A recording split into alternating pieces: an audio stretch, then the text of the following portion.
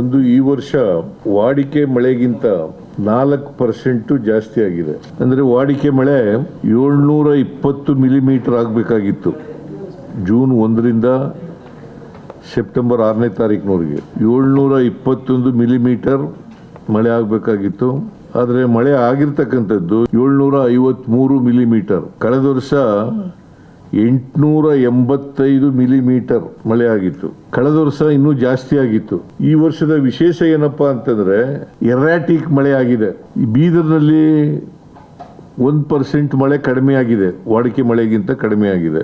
ಬೀದರ್ ಜಿಲ್ಲೆನಲ್ಲಿ ಕೆಲವು ಪ್ರದೇಶಗಳಲ್ಲಿ 22 ಸೆಂಟಿಮೀಟರ್ ಮಳೆ ಆಗಿದೆ. ಹಾಗಾಗಿ ಬೆಳೆ ಹಾನಿ ಜಾಸ್ತಿ ಆಗಿದೆ, ಇನ್ಫ್ರಾಸ್ಟ್ರಕ್ಚರ್ ಹಾನಿನೂ ಕೂಡ ಜಾಸ್ತಿ ಆಗಿದೆ. ಅದಕ್ಕೆ ಎಲ್ಲ ಡಿಸಿಗಳಿಗೆ ಹೇಳಿದ್ದೀನಿ, ಎಲ್ಲ ಜಿಲ್ಲಾಧಿಕಾರಿಗಳಿಗೆ ಒಂದು ವಾರ ಅಥವಾ 10 ದಿನಗಳೊಳಗಡೆ ಬೆಳೆ ಹಾನಿ ಬಗ್ಗೆ, ಇತರ ಹಾನಿ ಬಗ್ಗೆ ಜಾಯಿಂಟ್ ಸರ್ವೆ ಮಾಡಿಸಿ ಸರ್ಕಾರಕ್ಕೆ ವರದಿಯನ್ನ ಕೊಡಬೇಕು ಅಂತೇಳಿ ಮಾಡಿಸಿದ್ದೀವಿ.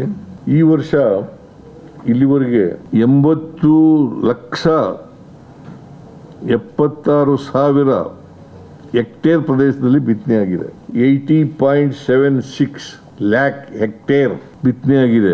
ಕಳೆದ ವರ್ಷ ಇದೇ ಸಂದರ್ಭದಲ್ಲಿ 78,73,000 ಹೆಕ್ಟೇರ್ ಬಿತ್ತನೆ ಆಗಿತ್ತು. ಅಂದ್ರೆ ಈ ವರ್ಷ ಜಾಸ್ತಿ ಆಗಿದೆ. ಈ ಮಳೆಯಿಂದ ಹಾನಿಯಾಗಿರ್ತಕ್ಕಂಥದ್ದು, ಬೆಳೆ ಹಾನಿಯಾಗಿರ್ತಕ್ಕಂಥದ್ದು ಪ್ರದೇಶ ಎಷ್ಟಪ್ಪ ಅಂತಂದ್ರೆ 5,20,663 ಹೆಕ್ಟೇರ್ಗಳಷ್ಟು ಬೆಳೆ ಹಾನಿಯಾಗಿದೆ. ಎಲ್ಲ ಇಡೀ ರಾಜ್ಯದಲ್ಲಿ ಕೆಲವು ಜಿಲ್ಲೆಗಳಲ್ಲಿ ಜಾಸ್ತಿ ಆಗಿದೆ. ಕಲಬುರಗಿ, ಗದಗ, ಧಾರವಾಡ, ಬೀದರ್, ಬೆಳಗಾವಿ, ಬಾಗಲಕೋಟೆ, ಹಾವೇರಿ, ವಿಜಯಪುರ ಈ ಜಿಲ್ಲೆಗಳಲ್ಲಿ 5,19,593 ಹೆಕ್ಟೇರ್ ಪ್ರದೇಶದಲ್ಲಿ ಬೆಳೆ ಹಾನಿಯಾಗಿದೆ.